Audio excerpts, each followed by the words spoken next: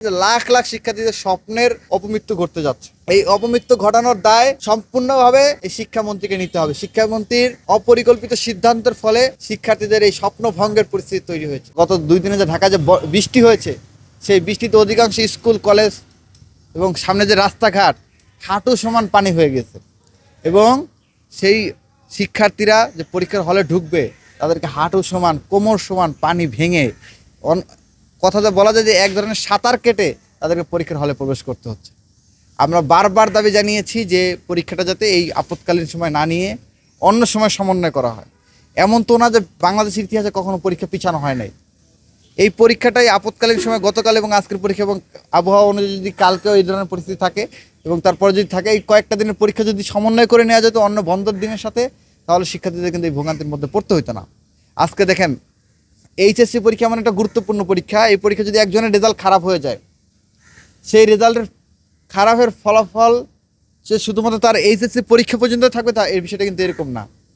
সে যে সামনে যখন অ্যাডমিশন দিবে, অ্যাডমিশনও জানেন, আপনারা জানেন যে এই এসএসসি পরীক্ষার একটা মার্ক অ্যাডমিশনে যুক্ত হয়, তাহলে সে অ্যাডমিশনে পিছিয়ে যাবে। সে ভালো একটা বিশ্ববিদ্যালয়ে ভর্তি হতে পারবে না। যার ইচ্ছা থাকবে মেডিকেলে ভর্তি হয়, সে মেডিকেলে ভর্তি হতে পারবে না। সামান্য আপনারা জানেন 0.1 মার্কের জন্য মেডিকেলে ভর্তি পরীক্ষায় কয়েক হাজার সিরিয়াল পিছনে চলে যায়। তাহলে যে এই যে একটা পরীক্ষা খারাপ হলো, 2টা পরীক্ষা খারাপ হলো, এই কারণে তাদের রেজাল্টের অবনতি হবে, এই কারণে যে সে 1-2 মার্ক কম পাবে। এই যে জিপিএ 5 এবং এসএসসি এবং এসএসসি থেকে যে 5-10 নাম্বার এবং কোনো জায়গায় 10-10-20 এরকম যে নাম্বার রয়েছে, সেই নাম্বার যে কমে যাবে, সেই নাম্বারে যে সে পিছিয়ে পড়বে, সে পিছিয়ে পড়লে তো স্বাভাবিকভাবে সে প্রতিযোগিতামূলক পরীক্ষাগুলো তার ভালো করতে পারবে না। তাহলে এর মাধ্যমে কিন্তু শিক্ষার্থীদের লাখ লাখ শিক্ষার্থীদের স্বপ্নের অপমৃত্যু ঘটতে যাচ্ছে।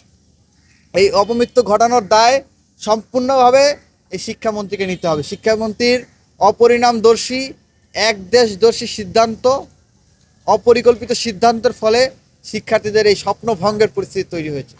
আমরা আজকের আপনাদের মাধ্যমে দাবি জানাচ্ছি, অবিলম্বে যে সকল পরীক্ষায় শিক্ষার্থীরা ক্ষতিগ্রস্ত হয়েছে, আপনারা আজকে দেখেছেন শিক্ষার্থীরা নৌকায় করে বৃষ্টিতে কাক ভেজা হয়ে পানিতে সাঁতার কেটে তারা পরীক্ষার হলে যাচ্ছেন এবং তখন যাচ্ছেন কেউ মেন হলের মধ্যে পড়ে গিয়েছেন, কারো সার্টিফিকেট, কারো প্রবেশপত্র নষ্ট হয়ে গিয়েছে। এই জন্য অসংখ্য ঘটনা শুধু ঢাকার মধ্যেই ঘটেছে। যে ঢাকা একটা নগরী, রাজধানী, সেখানেই ঘটেছে অসংখ্য স্কুলের অসংখ্য কলেজের শিক্ষার্থীদের এই ধরনের পরিস্থিতি তৈরি হয়েছে। তাহলে গ্রামগঞ্জে কী পরিস্থিতি তৈরি হয়েছে?